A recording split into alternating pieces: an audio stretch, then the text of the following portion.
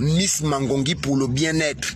Je suis vraiment très surpris et je suis très content de découvrir le niveau d'inventivité qui anime notre frère Landry Ngomo, un Gabonais qui fait dans la transformation des fruits locaux en jus, ce qui est véritablement une très bonne chose.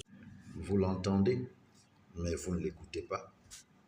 Vous voyez simplement une bouteille, mais je vois un rêve. Donc nous ne maîtrisons ni la fabrication, ni les méthodes de distribution ou de conservation. L'essentiel de ce qui rentre dans le ventre d'un Africain vient de l'extérieur. C'est quand même assez incroyable. Mojito, Cuba, Tequila, Mexique, Henken, Amsterdam, Booster, Royaume-Uni, Ceres, DSP, Alsace, Whisky, Écosse. Savez-vous qu'un seul verre de soda équivaut à 17 morceaux de sucre? Quand je parle de soda, ce que vous-même vous appelez des jus de fruits, c'est Coca, Fanta, et ainsi de suite. 17 morceaux de sucre. Est-ce que vous pouvez vous imaginer combien de dégâts ces sodas peuvent causer dans notre organisme? Pire encore, si ces boissons sont frelatées, comme on l'a vu avec Faubert, c'est une mort lente, certaine.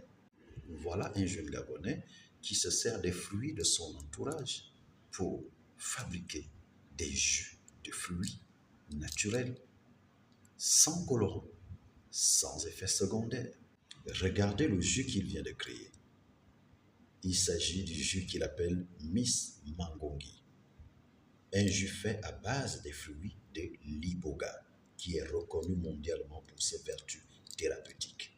Les sodas qui nous viennent de l'étranger, frelatés par Faubert, détruisent l'organisme, pendant que le jus proposé par notre frère africain restaure, soigne et consolide le fonctionnement interne et externe de l'organisme. Je comprends, le Gabon s'est lancé dans de vastes projets de développement à tous les niveaux. Alors je dirais ceci, au regard de tout ce qui se fait, des grands projets d'investissement infrastructurels, et ça nous le reconnaissons. Mais si vraiment il reste encore quelque chose dans nos caisses, je souhaiterais qu'on investisse 1 milliard dans le projet de ce jeune compatriote Landry Ngomo. Mesdames et messieurs, il ne s'agit pas d'une question simplement économique. Il s'agit d'une question de souveraineté nationale. La souveraineté d'un pays vient aussi par rapport à ce qui entre en vous. Veillez à ce que ce qui entre en vous ne puisse vous tuer. C'est aussi une question de patriotisme, car aimer son pays, c'est se battre pour que les choses avancent. C'est aussi encourager ceux qui se battent pour que les choses avancent. Ce jeune doit être envoyé en Chine pour aller suivre une formation de 1 mois, tout frais payé par l'État, pour nous produire des jus de fruits made in Gabon, avec des recettes gabonaises et avec des plantes de notre pays. Nous ne voulons plus de ces fruits 100% naturels, mais qui ne le sont pas réellement. Nous sommes aujourd'hui entourés des sodas qui nous empoisonnent la vie, de telle sorte que l'Africain est considéré comme la souris de laboratoire.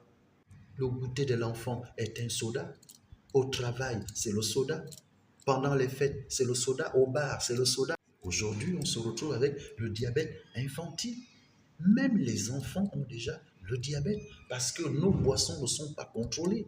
Les moyens de distribution, de conservation, nous ne les contrôlons pas. Et même si nous les contrôlons, nous ne maîtrisons pas les recettes. Donner 1 milliard de francs CFA à ce jeune pour qu'il nous fabrique des jus de fruits 100% naturels, c'est sauver des vies. C'est aussi ça, aimer le Gabon. Je comprends que beaucoup de choses sont faites, on ne peut pas tout faire au même moment, je comprends. Mais je dis, si vraiment il reste encore quelque chose dans les caisses de l'État, n'oubliez pas Landry Ngomo.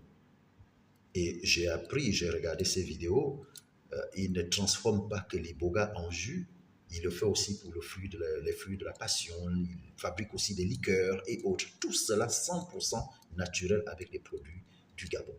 Mais si je fais cette proposition, c'est parce que le Gabon doit changer la donne. Vous savez, à l'époque, pour être grand, il faut courir derrière les hommes politiques. Aujourd'hui, les gens chantent les mérites de la Russie. Mais la Russie n'a pas réussi que militairement. La Russie a créé ce qu'on appelle les oligarques. Les élites, les hommes talentueux à qui l'État donne des moyens pour pouvoir développer certains secteurs économiques. Et c'est cette libre inventivité qui va remplir les caisses de l'État. Si nous créons des oligarques, je vous le jure que dans les 7 prochaines années, le Gabon va compter près de 10 milliardaires. Des milliardaires qui n'ont pas été fabriqués par la politique, mais qui ont été fabriqués par un système politique qui met en avant le patriotisme.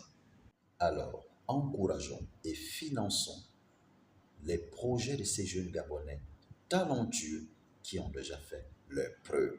Une action qui aura naturellement des effets multiplicateurs, notamment sur la réduction de la pauvreté, du chômage et l'amélioration de l'assiette fiscale.